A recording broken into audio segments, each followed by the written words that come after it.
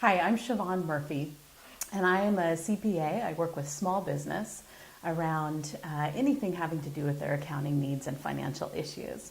Personally, I'm also a direct investor. I've been doing direct investing for 15 years and love knowing where my money's going, controlling where my money's going, and being actively involved in it on a daily basis. Thanks, Siobhan. I'm Renata Kowalczyk, and I'm a business consultant. I help businesses look under the hood of the business, looking for sources of cash. I've also personally, like Siobhan, been a direct investor a much shorter period of time, about 3 years. And I've done all of my direct investing through self-directed IRA that I had set up about 3 years. And I spent 11 years in working in banking. Great. So we're going to talk with you about a number of different topics around direct investing and doing due diligence for direct investing.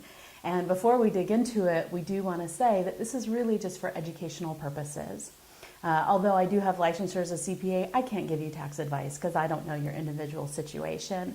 We can't give you investing advice. This is really general educational purposes. And as we go through some of the material, you'll hear us say over and over how important it is to consult with your team of advisors as you're in this process of direct investing.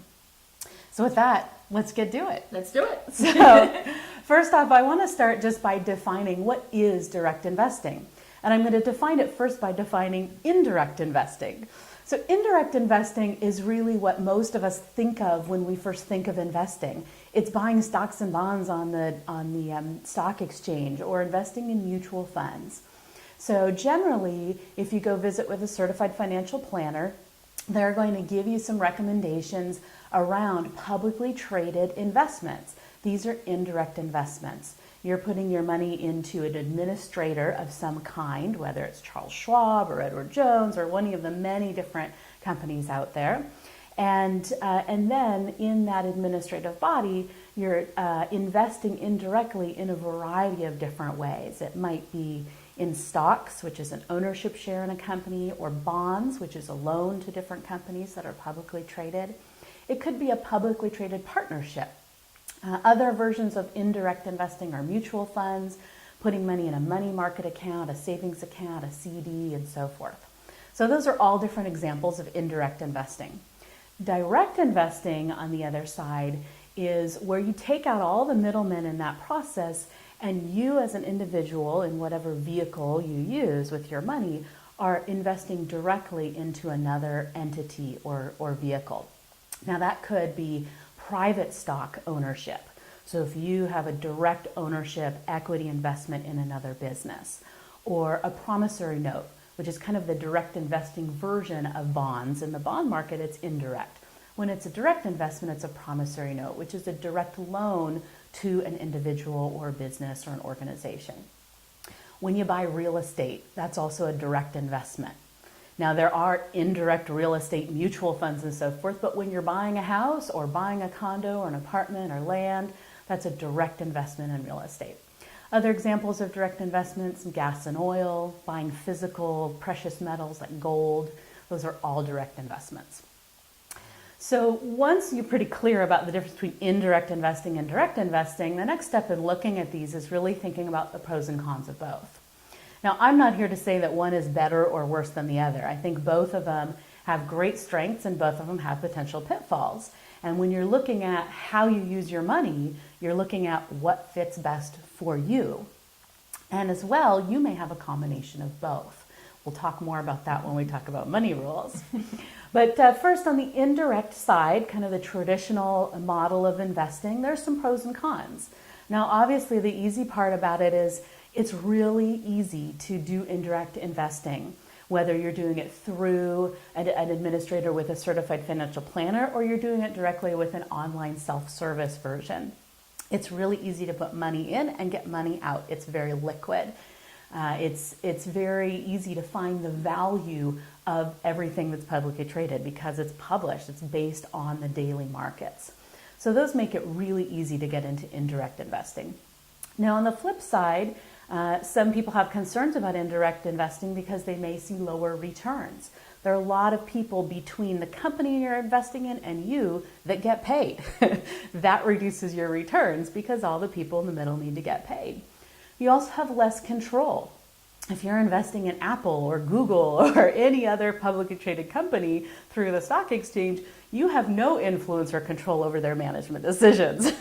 So you have very little control over what's happening once your money is directed through indirect investing. And along with both of those, of course, there's a lot more people involved, a lot more middlemen in the process. Now, on the direct investing side, there are also some pros and cons. Often in direct investing, not always, but often you can create investments that give you a higher return. You also have a lot more influence and control. When you have a direct relationship with a business that you have an equity investment in or a promissory note, you have a lot more influence and control. Same thing in real estate. Even if you have property managers managing a property, you still have influence and control about how they do that. You also can be much more selective with direct investing. You're not investing in a mutual fund with a bazillion different companies. It's just one item at a time that you choose. Now, on the downside with direct investing, it's a lot harder to get out of direct investments. If you have a note or loan with a private company and you decide you want to get out of that investment, it's not so easy. You can't just sell it on the stock exchange. So getting out of direct investments can be more challenging. It also requires a lot more knowledge, time, and experience to do direct investing. It's not something to enter into lightly without doing your homework, which is we're going to talk a lot about today with due diligence. And finally, a lot of people perceive a much higher level of risk with direct investing. And a lot of that risk does come from your level of knowledge and experience. So that's just kind of an overview of indirect versus direct investing. And Renata, you want to talk a little bit about some of the potential pitfalls as you get into the world of direct investing? Absolutely. We've seen, both of us seen it, Yeah. and you've seen it much more than I have in my experience, pretty much all of them, right? Yeah. And we've done some. I know I have. The first one is falling in love with the story and skimping on due diligence. We've seen situations where there is just absolutely beautiful building or amazing business opportunity. And we just fall in love with the story, we fall in love with the passion of maybe the business owner that is presenting us with the opportunity, and we skip on due diligence. That's a huge no-no. Also, another one that you might encounter quite a bit is we need your money by Monday. So anytime that there is a rush to make a decision, please take a step back. That's one of the big pitfalls. The third potential pitfall is failing to look at lots of deals to get accustomed to the process. Siobhan had talked about the fact that this is direct investing requires quite a bit of responsibility and education. That's part of the reason why we're sharing this information with you today. And it's really important that you spend time looking at different deals and learn how to do it right. Another one is acting as a lone ranger. Direct investing is a team sport.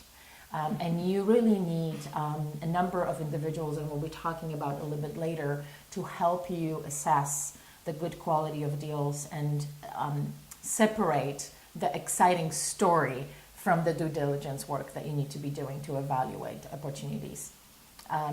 We also talked about the fact that we are not here to provide you with the financial advice, and it's prudent to try to invest more than 10% of your net worth in one deal, just to avoid risking all of it and potentially losing, since Siobhan had mentioned that these deals are risky deals. And investing when you don't understand the deal. If you cannot explain to a 6-year-old what that business is all about and how you're going to be making money and how you're going to exit that deal, and a 6-year-old cannot understand that, then I would say step away, because if you cannot explain it, then probably it's not a good idea for you to invest in it. And the final pitfall that we see quite a bit, it's not monitoring, staying in charge of your money and really understanding what's happening. And so oftentimes direct investors will be so excited about a deal, they, let's say, sign a promissory note, and then they stop checking in with the business, how they're doing, or even booking their interest payments. So staying on top of it and monitoring is very important. Great. So as you can see, there's some really potentially exciting things about direct investing, and there are also some potential pitfalls. And as I said at the beginning, there's not a right or wrong way to invest. And a lot of people will do both indirect and direct investing. And what's really important is that you're making a conscious choice for yourself. What's the best fit for you? And then informing yourself and arming yourself with the information and the team support that you need to do it effectively for your money and your money goals.